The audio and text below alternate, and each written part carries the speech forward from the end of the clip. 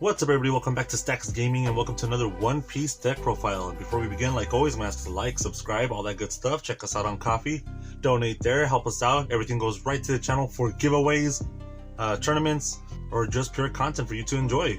Doesn't matter if it's $1 or a penny or even just a share, it's all good. We really appreciate it and the link is in the description. Now we're here with another extreme budget deck profile. If you haven't seen the first one, it was for Iceberg, go check that out. We did cover that one. Today we bring you Kuro.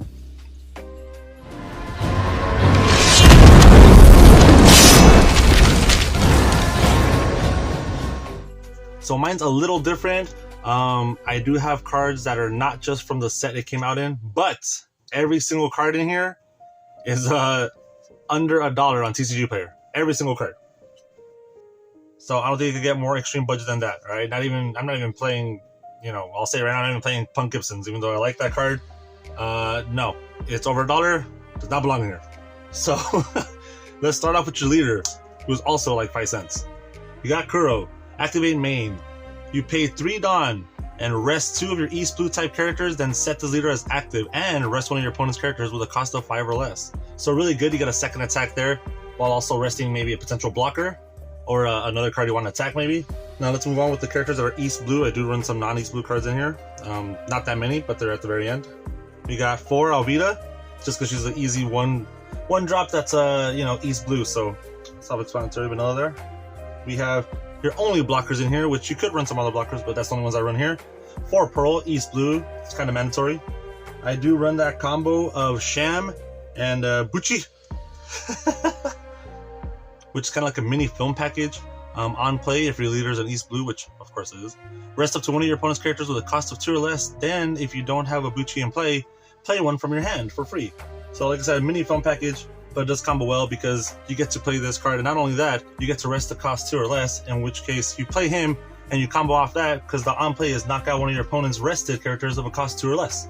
So perfect combo. And of course they're both East Blue. Now I do play 3 East Blue Jin.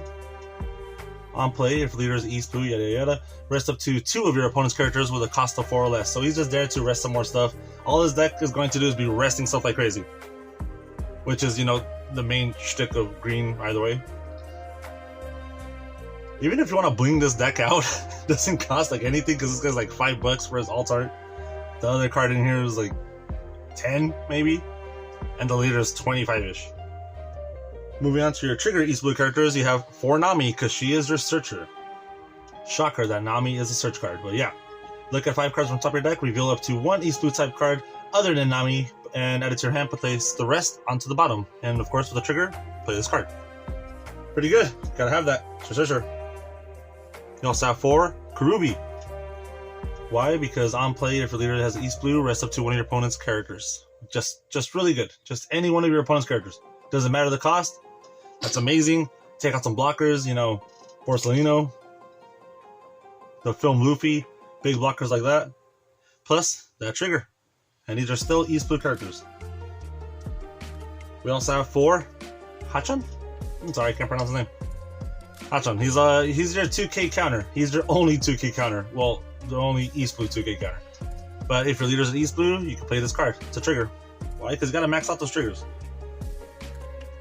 Speaking of which, then you play 2 Chu. On play, knock out one of your opponent's rested characters with a cost of 4 or less. Yes, I know I just said you gotta max out those trigger characters, but I have 2. Why? Well, I can't find my other 2. I had them here somewhere. I'm gonna find them after the video watch. But I recommend 4.